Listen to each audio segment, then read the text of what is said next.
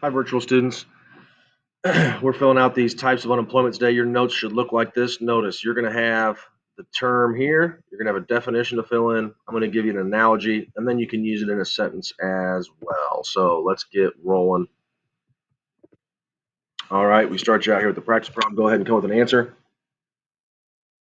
All right, we're going to cover number one through the notes. There's a whole bunch of different ways we can get fired. We can be replaced by technology. We can, have the seasons change. We can have our company move away and go outsource somewhere. Just to kind of start things off there.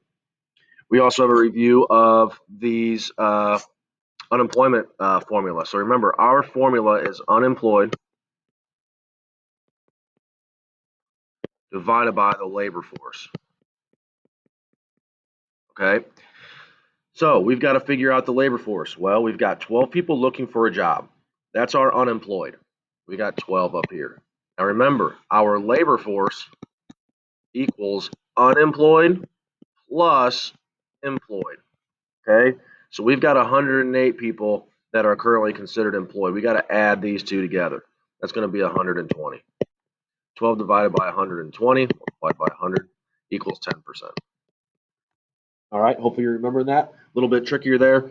Let's talk about these definitions. Okay, so the first way, and again, these are defined in ways to try to understand how unemployment can kind of be avoided or what kind of unemployment is considered normal.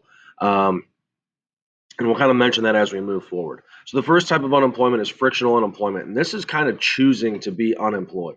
Okay, and so this is when somebody either decides to enter the workforce, could be out of high school, could be in during high school, whatever. Could be a stay-at-home parent that decides to go to work once their kids enter school.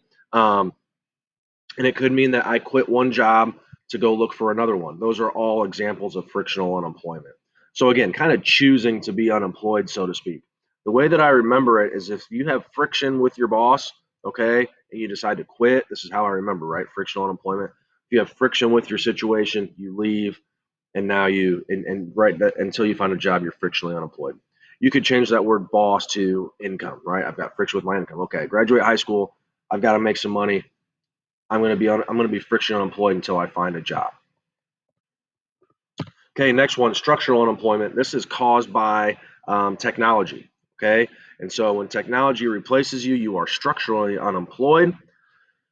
My analogy is that a structure is built that can replace you. Obviously, thinking of like a robot. It doesn't have to be necessarily a physical structure. It could be the internet, kind of like this. The internet's, I guess you could call it a structure, but it's kind of just everywhere, right? And so something is created that can replace you. A structure is created that can replace you. Um, leads to structural unemployment.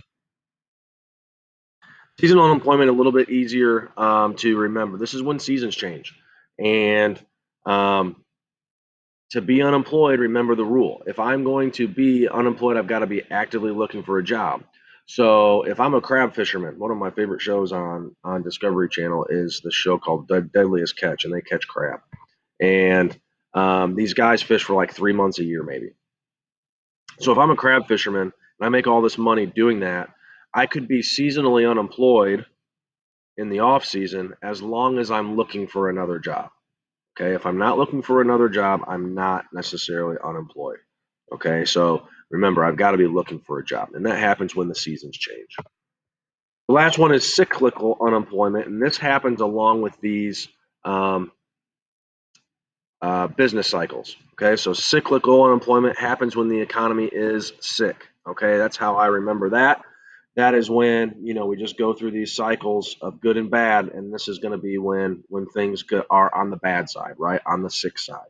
So this is the one that's kind of unpreventable. Okay, remember, I can prepare for being seasonally unemployed. I know when the seasons change. I can prepare to learn something that robots can't do. Right. The cyclical unemployment is the tricky one that is a little bit difficult to deal with. Sometimes the government's able to get involved and try to prevent some of the cyclical unemployment. Um, Sometimes it's not necessarily easy for them to do. Okay, those are the terms. Email with questions. We'll talk soon.